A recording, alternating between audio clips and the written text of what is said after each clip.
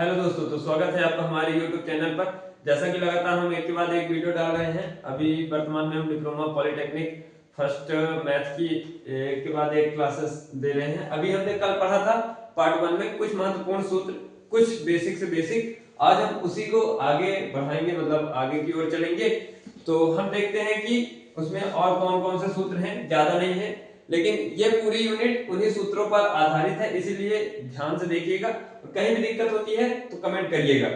जैसा कि पहला है, अभी तक हमने देखा था कौन सा, sin a plus B A minus B cos A plus B cos A minus B. अब हम देखते हैं मल्टीप्लाई वाला। सबसे पहले देखेंगे मल्टीप्लाई वाला, उसके बाद देखेंगे हम धनात्मक वाला, मतलब जोड़ वाले।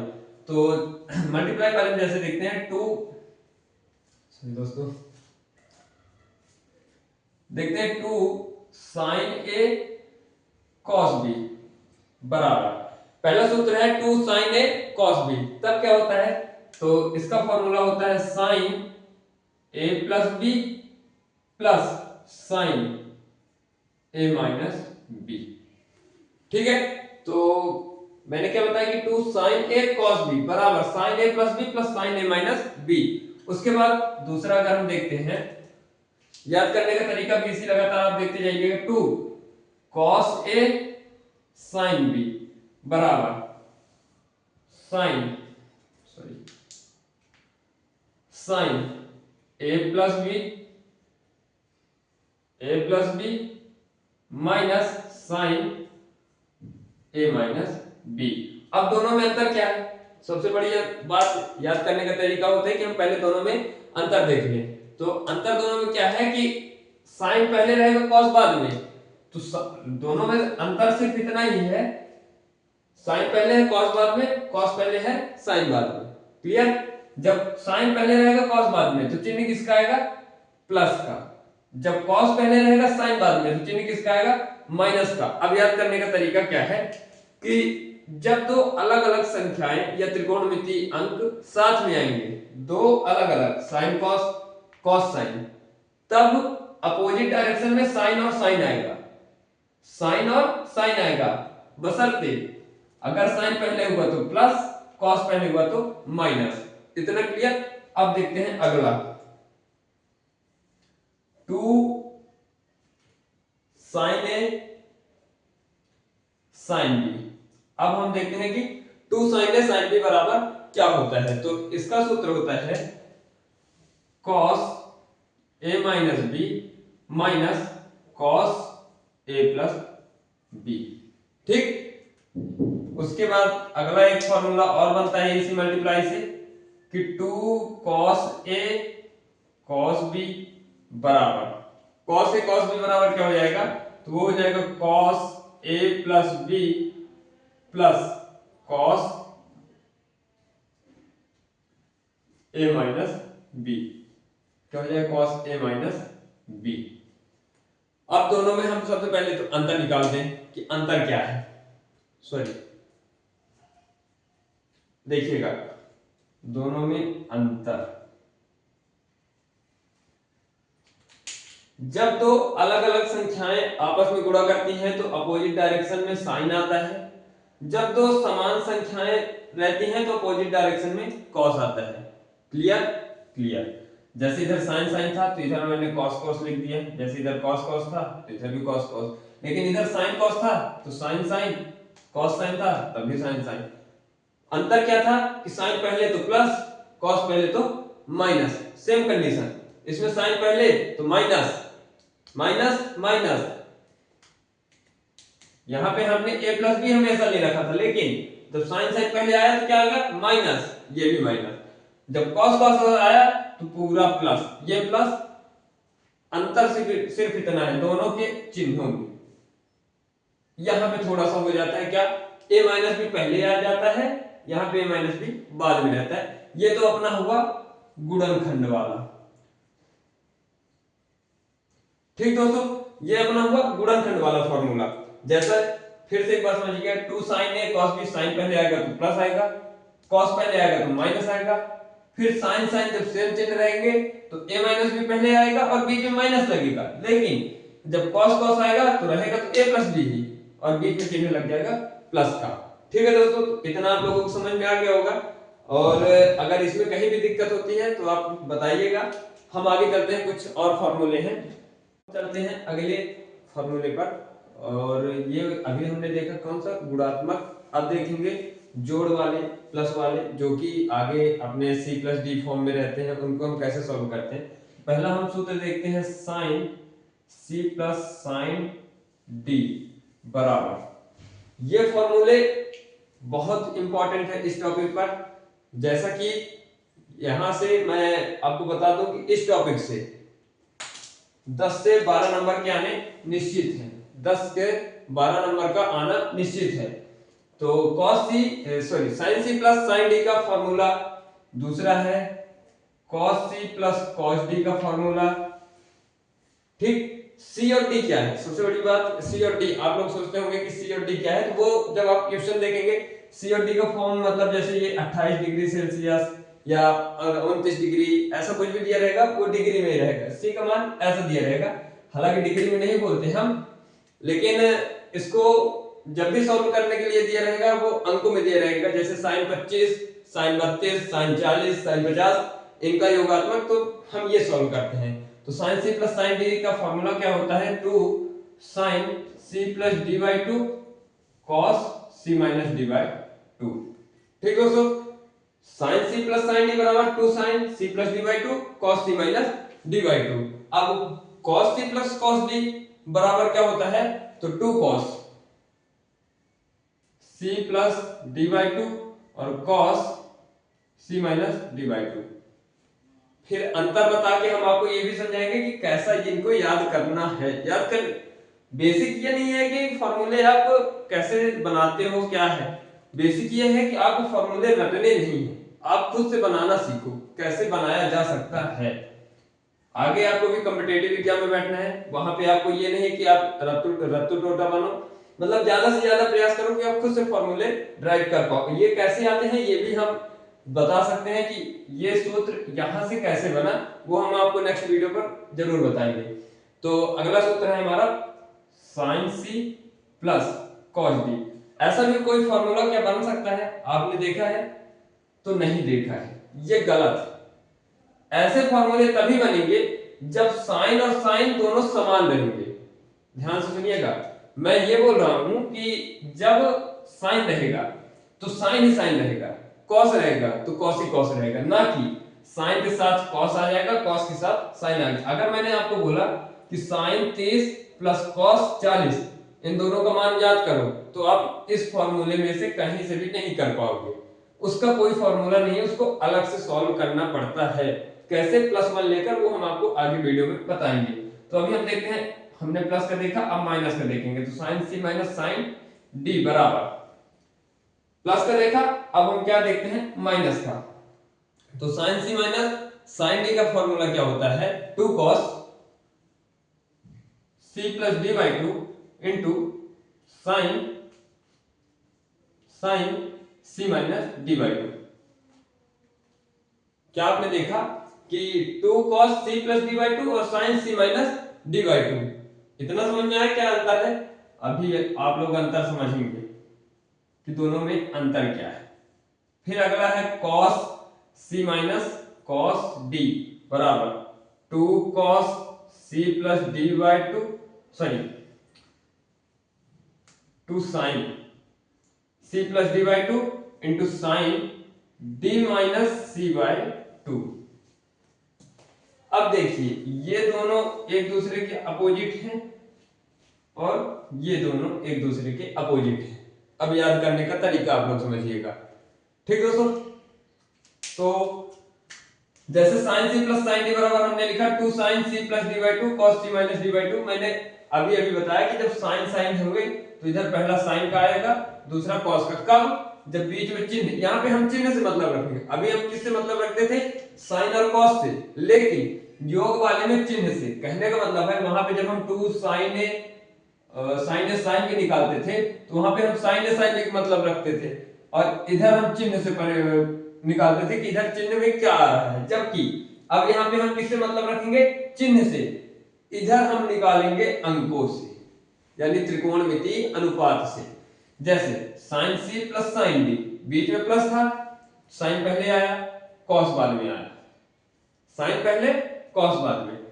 चलो sine C minus sine D, 2 cos c plus D by 2, sine C minus D by 2। Sine पहले था, इसमें क्या आ गया, कॉस पहले, फिर कॉस पहले बाद में था तो इसमें साइन आ गया, यानी दोनों एक दूसरे का डायरेक्शन चेंज कर लिए। कब? जब चिन्ह बदलती है तो प्लस वाले में साइन पहले होगा, माइनस वाले में कॉस पहले होगा। ये दोनों तो आप लोगों को समझ में आया होगा कि कैसे याद करना है। कैसे कि जब प्लस रहेगा तब साइन आगे रहेगा, जब माइनस रहेगा तो कॉस आगे रहेगा, कॉस इसमें पीछे रहेगा, इसमें साइन पीछे रहेगा। क्लियर? अब हम देखते हैं cos c plus cos d बराबर cos c plus cos d बराबर 2 cos c plus d by 2 cos c minus d by 2। एक चीज और याद रखिएगा कि cos वाले में हमेशा संख्याएं अनुपात जो रहेंगी वो समान रहेंगी, समान अनुपात। अब अनुपात क्या है? जैसे cos वाले में cos cos था तो यहाँ पे cos cos, यहाँ भी cos का था, ये sin sin, यानी दोनों या तो sin ही है या फिर cos ही है, अनुपात दोनों की समान है। अब मैटर करता है कि इधर प्लस है तो 2 cos c plus d by 2 और cos c minus d by 2। Clear? और जब माइनस होगा तो माइनस वाले में साइन आया, साइन से भी बड़ी बात यहां पे d माइनस c बाई 2 आया। इसको अगर मैं c माइनस d बाई 2 लिखता तब हमारा ये फॉर्मूला गलत हो जाता। इतनी छोटी सी बात है, ध्यान रखिएगा। यहां पे d माइनस c बाई 2 आया। अब ये d मैटर करता है कि अगर d का मान मान लो 25 है और c का मान 20 है ना, तो हम इसको अगर हम लिखते क्या, 25 माइनस 20 बटे 2, तो ये आता 5 बटे 2। क्या आता? 5 बटे 2। लेकिन अगर यही मैं 20 माइनस 25 बटे 2 लिखूं तब माइनस 5 बटे 2। कितना अंतर आ गया? 5 बटे 2 माइनस 5 बटे 2। इसीलिए ये याद रखिएगा कि cos c माइनस d जब माइनस का फॉर्मूला बनेगा तो रहेगा तो साइन साइन, लेकिन लास्ट में d माइनस c आएगा। ये याद रखना, d माइनस c नहीं भूलना चाहिए। बाकियों में सब में c माइनस d आ रहा है, आप खुद देख सकते हैं, c minus d, c minus d, c minus d, लेकिन यहाँ पे क्या आ रहा है, d माइनस c बाई 2। उसके साथ साथ फिर से एक बार देखिएगा, साइन वाले में साइन पहले कॉस बाद में, फिर कॉस पहले साइन बाद में। कब? जब प्लस रहेगा तो पहले साइन, जब माइनस रहेगा तो पहले कॉस। ये दोनों तो बेसिक है, ये तो कोई भी याद कर लेगा। याद करने की बात ये है, इसको ध्यान रखिएगा कि इसको याद कैसे करना है। तो फिर से देखिए, cos c plus cos d, बीच में चिन्ह हम देखते हैं प्लस का है, ठीक है, चलो कोई बात नहीं। cos है तो हमने पहले cos cos का ले लिया, याद करने का, प्लस में है इसलिए हमने cos cos का लिया, ठीक, प्लस था, प्लस d माइनस d, इतना तो क्लियर हो गया। अब cos में माइनस का लिया, मैंने अभी अभी बताया था जब cos रहेगा तो अनुपातें समान रहेंगी, तो जब प्लस वाले में हमने cos इधर ले लिया तो माइनस वाले में क्या ले लेंगे, साइन। याद करने का तरीका है, माइनस वाले में हमने साइन लिया। अब साइन में भी पहले हमने c प्लस d तो ले लिया, दूसरा हमने d माइनस c लिया। क्यों? क्योंकि जब ये वाली संख्या इससे बड़ी होगी, ये संख्या इससे बड़ी होगी तो चिन्ह परिवर्तित होंगी, यानी साइन अगर 72 लिखा है और साइन माइनस 72, तो इन दोनों में बहुत बड़ा अंतर है, एक माइनस में है तो दूसरा प्लस में है, इसलिए थोड़ा सा इतना अंतर ध्यान रखिएगा। अगर इस फॉर्मूले पे कहीं पे दिक्कत जाती है बताइएगा, आपको फिर से ड्राइव करके बताएंगे, और ये कैसे आता है ये हम आपको नेक्स्ट वीडियो पर आपको बताएंगे। उसके साथ साथ आपको फिर से आज बता रहा हूं कि इस यूनिट से आप पासिंग मार्क आराम से ला सकते हो। इसीलिए अगर आप नहीं ज्यादा पढ़ना चाहते तो 15 दिन में आप इस यूनिट को खत्म कर लो, गारंटेड है पास होने बस के लिए आपको इस यूनिट से आएगा, इस यूनिट से बस आपको पास होने बस के लिए आएगा, अगर आप पास होने के लिए पढ़ रहे हैं। अगर मेरिट लिस्ट में आना है, मेरिट बनाना है, तो उसके लिए तो अभी आपको आगे भी देखना है क्या क्या आ सकते हैं। 2 फॉर्मूले और आप देख लीजिएगा। कल हमने बताया था सॉरी रेडियंस और कोण, कोण और रेडियंस, ये एक बेसिक टॉपिक है।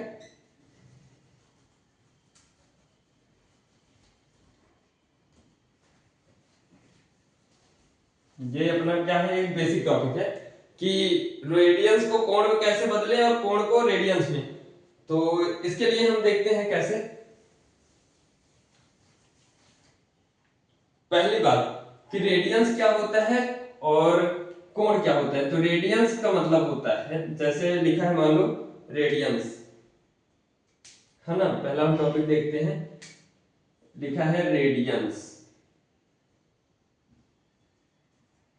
तो रेडियंस का मतलब होता है जो कि पाई फॉर्म में लिखा हो। किस फॉर्म में? पाई फॉर्म में। और कोण का मतलब होता है जो डिग्री फॉर्म में लिखा हो। किसमें? डिग्री, डिग्री फॉर्म में लिखा हो।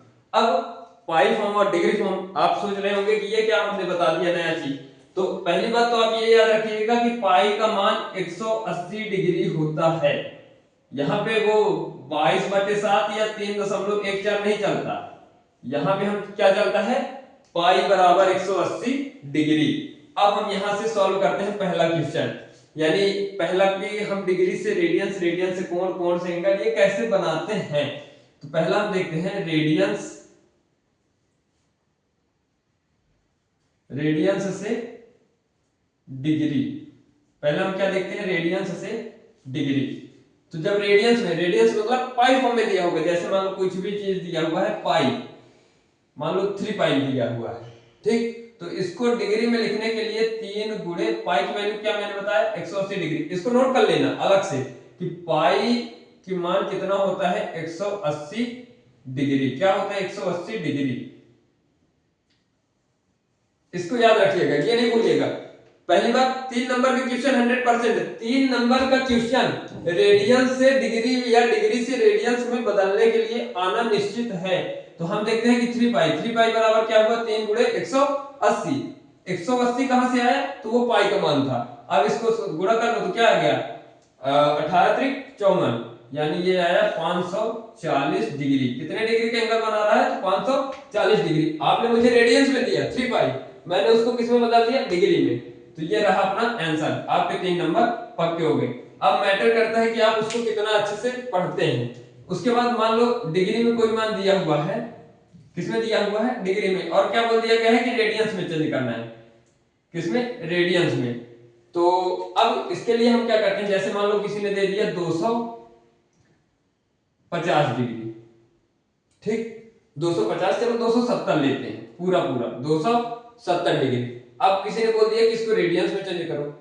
किसमें? रेडियंस में। तो इसके लिए हम क्या करते हैं कि 270 गुणे पाई बटे 180। फॉर्मूला फिर अभी बताता हूँ, ये तो अभी हम प्रैक्टिकल करके बता रहे हैं। तो 0 से 0, 3 से 9, 3 से 6, 3 से 3 और 3 से 2, तो ये क्या आ गया? 3 पाई बाय 2। अब फॉर्मूले पे चलते हैं कि फॉर्मूला इसका बनता कैसे है। ये बताने का कारण ये था कि फॉर्मूला डायरेक्ट समझ में नहीं आएगा, और इसको देखने के बाद आप फॉर्मूला आराम से बना सकते हैं। फॉर एग्जाम्पल, एक सेकंड दोस्तों,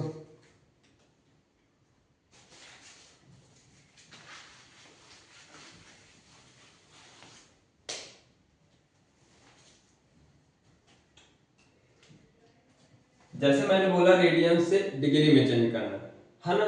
तो सबसे पहले हम क्या करेंगे इसको कि एक सेकंड, ये पाई बटे 180 कैसे आया पहले ये देख लेते हैं। तो पाई का मान मैंने बताया था 180 डिग्री होता है, क्लियर।